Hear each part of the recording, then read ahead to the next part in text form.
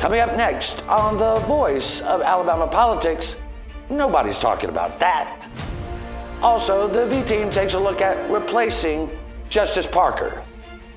And that coward Steve Marshall ambushes Matt Hart.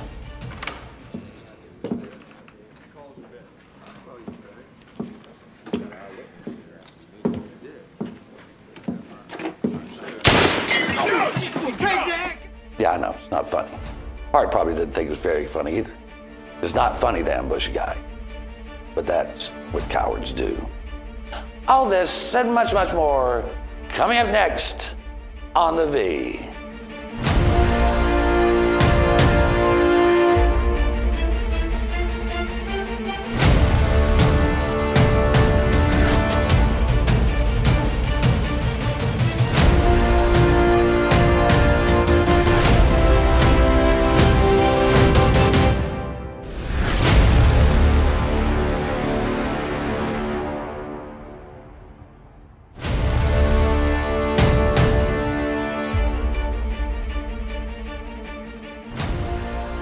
Welcome to The Voice of Alabama Politics, where we tackle the tough issues so you have the hard facts.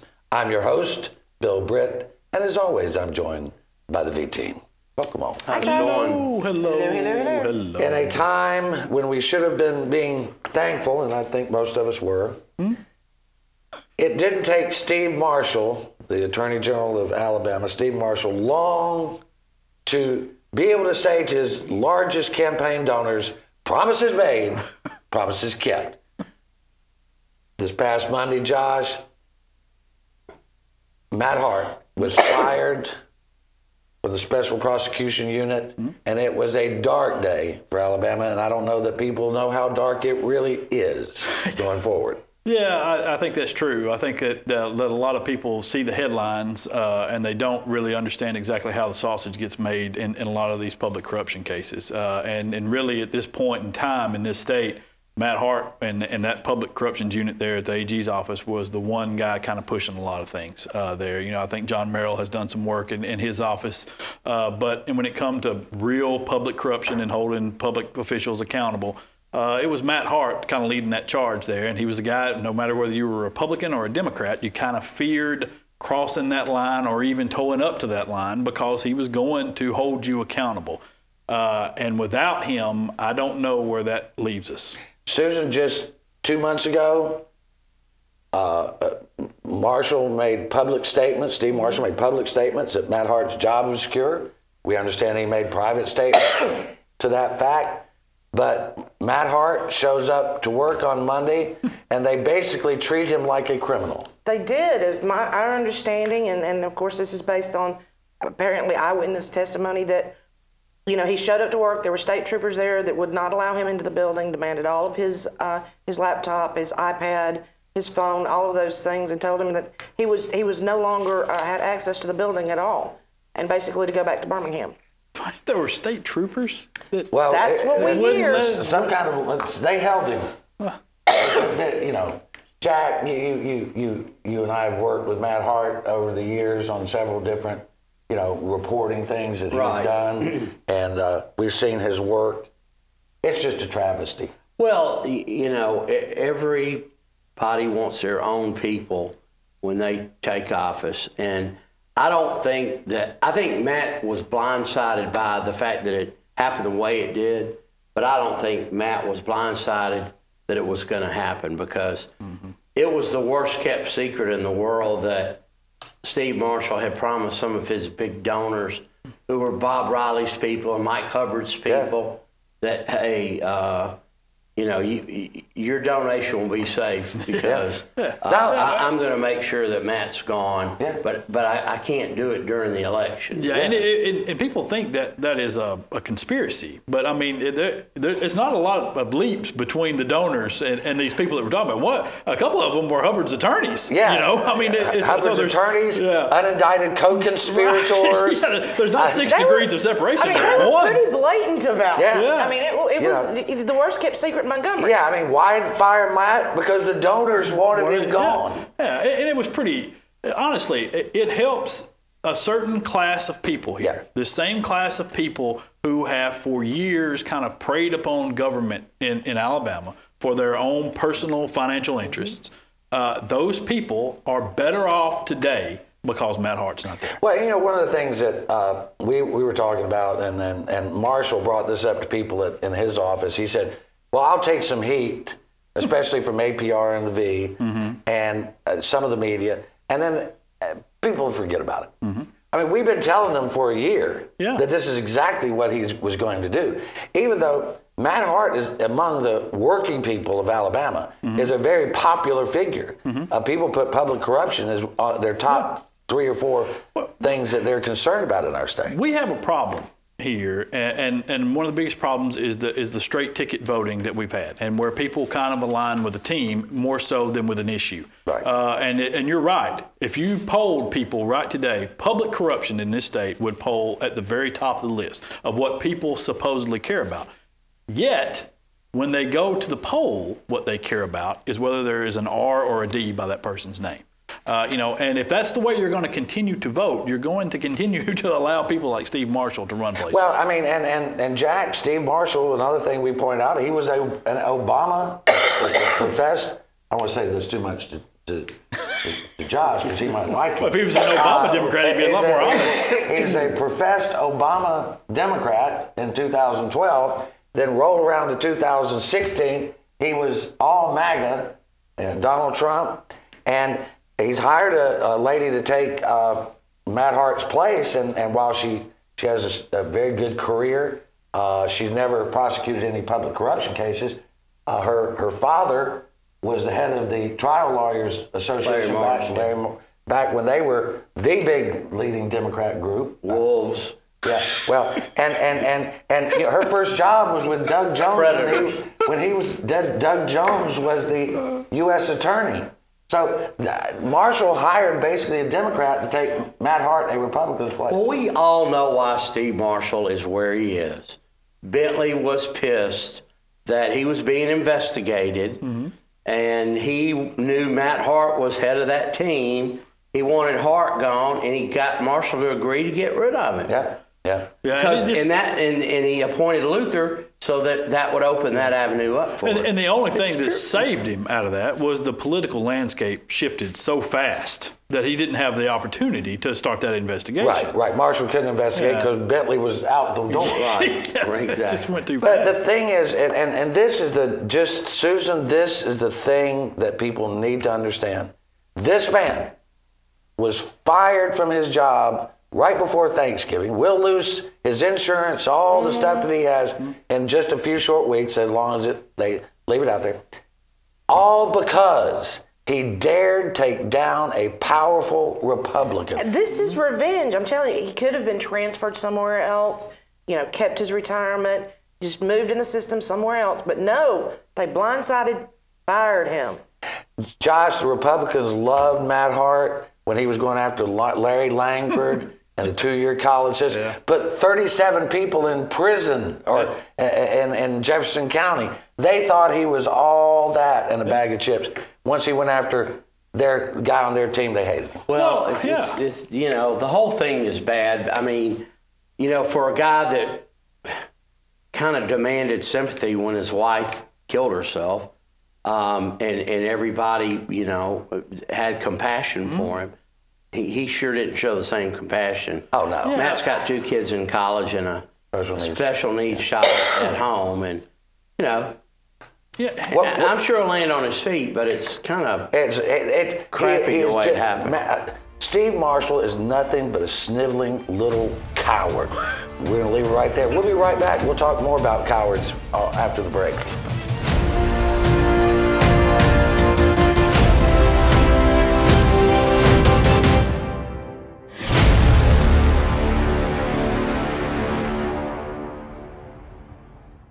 You'll never guess what 400,000 people in the U.S. were using when they crashed their cars last year. No, not this. This. Distracted driving will kill you. Drive safe, Alabama. A message from your Alabama Department of Transportation. The Energy Institute of Alabama promotes reliable, affordable, and clean energy to help grow our economy, create high-paying jobs, and build public support for Alabama's energy industry. The Energy Institute of Alabama is the best source of energy industry information and how it affects households across the state, from convenient energy production to alternative fuels to solar power and beyond. Two-thirds of drivers who died in car crashes chose to ignore this warning. Seatbelts save lives. Drive safe, Alabama. A message from your Alabama Department of Transportation.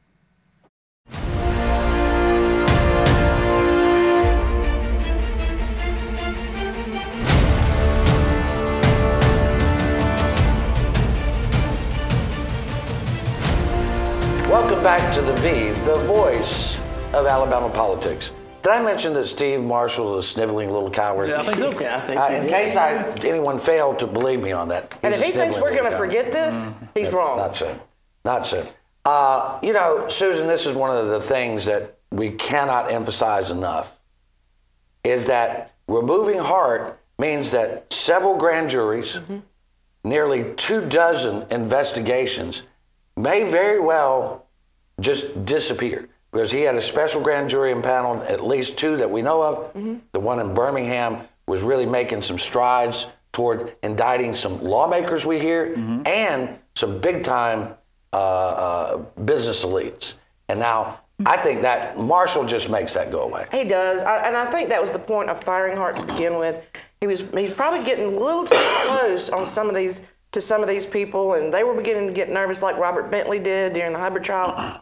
And so finally, they just called in their chips and said, you know, you're going to have to get rid of it because we've got to make this go away. And we heard, Jack, that Marshall sat on indictments and wouldn't let Hart indict. We know that he sat on Hart when it came to something like this SB 317. Told Hart he couldn't speak out on that bill. Yeah. He came out and told Matt Hart he couldn't speak out on ethics. I mean, you know, now there is no watchdog. No, there's not, because the Ethics Commission is a total joke. I mean, it's a total joke. It is. I mean, we ought to shut it down. Well, at one time, I thought we should shut it down and allocate the money to the special prosecutors unit at the AG's office. But I mean, it's just a joke. Yeah, we're in a pretty bad spot, and you know, in talking about these cases that are left out there, grand juries and stuff that are there. You know, I think when we say that, a lot of times we just kind of think of the end result and the kind of the over-encompassing part of it. But you know, there are witnesses and people that they have kind of worked with and kind of, I don't want to say coerced because that gives a negative connotation, but you know, talked through bad problems and got them to come forward and have been working with them for months and months and months on some pretty sensitive things and some things that could be personally damaging to those people. And now those people are kind of left dangling out there. And, you know, I've worked with Clark Morris, who's going to take over the AG's unit over here now. And you know, and she's a nice lady. You know, I've dealt with her several different times. That's what we heard. But she's not done anything public corruption-wise. Right. And so I think it takes a special, and that's the reason why we're so angry about this, I think, is because it takes a special individual to go into that department there and lead that special prosecutions unit and to take the heat that comes back off of that over and over and over again, and to to go after Democrats, because that's who in that Jefferson County case. It's mostly a bunch of Democrats up there, that's right. And Republicans. You know, the top Republican in the state, and Mike Hubbard. It takes, I mean, the amount of heat that comes back from that. It takes a special individual to do that, and I don't think there are many people who could stand that. And you've just fired the guy who did it better than I think anybody could have ever hoped for. Yeah. And Susan, that's a big point there, because we know what kind of heat just reporting on this stuff gets you. You know, they go after your advertisers, they threaten anybody that does business with you. They went after this guy's livelihood and his family. Let's just be honest about that. All because he did the job of a prosecutor.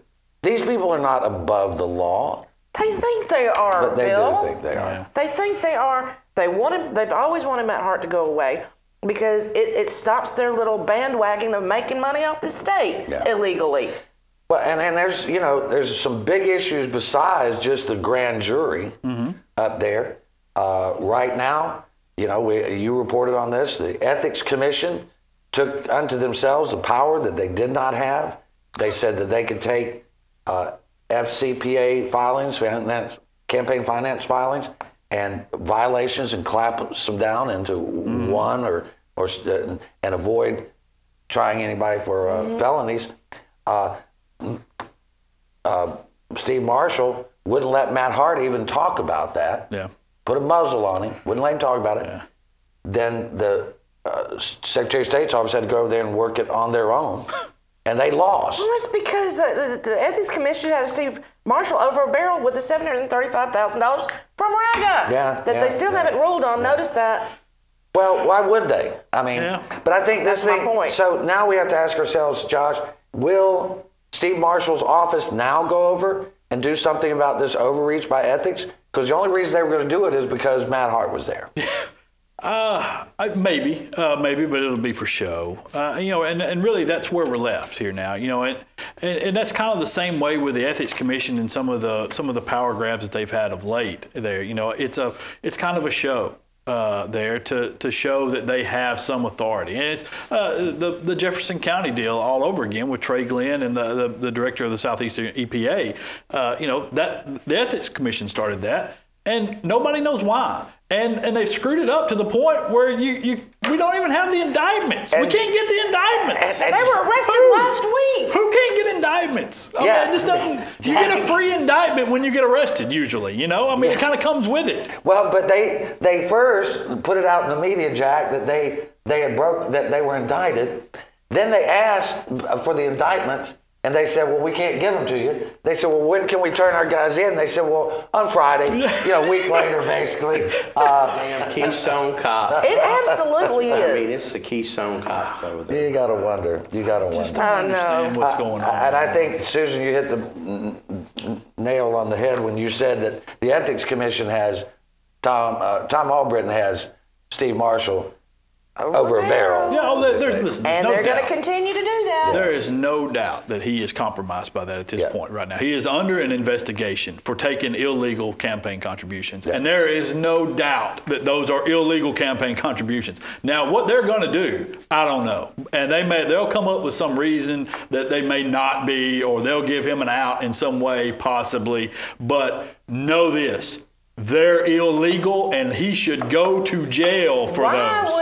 Why would they even rule on it? Why not just continue to postpone it for 4 years? Because I don't know how long they can, but they can keep coming up with excuses to do it. They will drag it out to the last. Well, you know what? If they do it for 4 years, he's home free because statute of limitations. Well, yeah, but I'm just saying, at least why Luther rule on it? got RAGA contribution and had good sense to return it. Yeah, he returned it back. But Steve Marshall could not have won without it. No, you know, he that $735,000 because after he won the primary, he didn't get a dime hardly. We're going to leave it right here. You're watching the voice of Alabama politics. We'll be right back with more news and analysis. Who's going to replace Judge Tom Parker?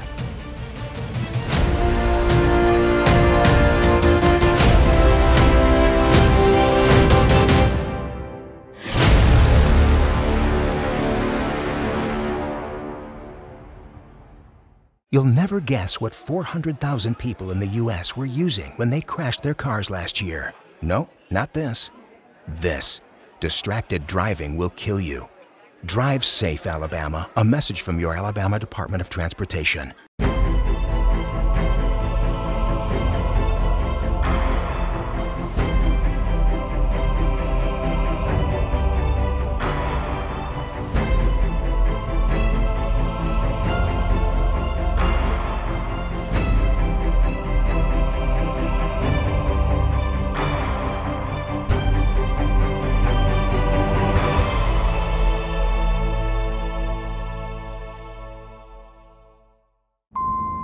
Two-thirds of drivers who died in car crashes chose to ignore this warning. Seatbelts save lives.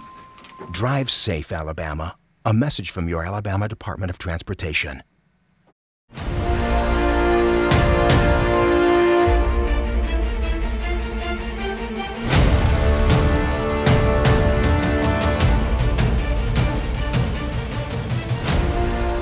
back to the V, the voice of Alabama politics. Jack, you've known now Chief Justice-elect Tom Parker for some years. Yes, and I have. They spent a lot And Lynn Stewart, who he beat. And they spent a lot of money trying to beat Judge Parker, and he came out on top. And now Governor Kay Ivey is going to have to replace his seat with someone else that she gets to appoint. Right. And, you know, there's a rumor that she might appoint Lynn Stewart back to the bench, which I don't particularly think is a great idea, but she could do it. I mean, she can appoint any judge she wants to, or any lawyer she wants to, for that matter. Well, Josh, what we're hearing is that her staff is encouraging her to not appoint someone she already appointed who lost in the last election. Yeah, that doesn't seem like, if the people just voted that they don't want that person, it would seem like you would pick somebody else. Yeah, I mean, pick somebody who's just won an election somewhere, you know? I mean, pick that person and let them come in. And then you get a twofer. Yeah. Yeah, get a twofer. Yeah, exactly. I got an idea. Move Richard Minor.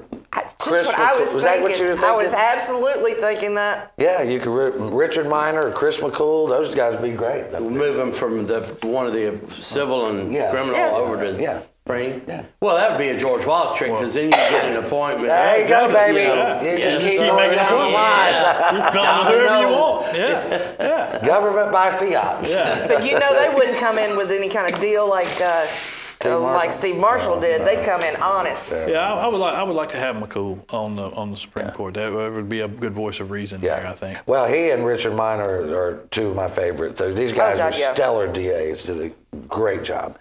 I want to move on from here. Josh, something you always like to do is, you know, we always talk about that when we're talking to politicians and we bring up an issue and it's like, what do you think about this? Say, nobody's talking about that. Nobody's talking about that. Talking about that. Who's talking about that? And one of the things they're not talking about is expanding Medicaid under the Affordable Care Act. Yeah, nobody. Even though it would create hundreds of jobs, maybe thousands of jobs, probably thousands of jobs, and put some 300,000 people into the health pool. Yeah. Well, there was a study back a few years ago. First of all, nobody's talking about it, but it was the single biggest issue of the recent midterm election. Exactly, but nobody's talking about it. But swept in, you know, a massive blue wave across the country. But it was there was a study done. I want to say it was a UAB commissioned study that proved that it would. But it showed that it would increase jobs here by around 30,000 throughout the state.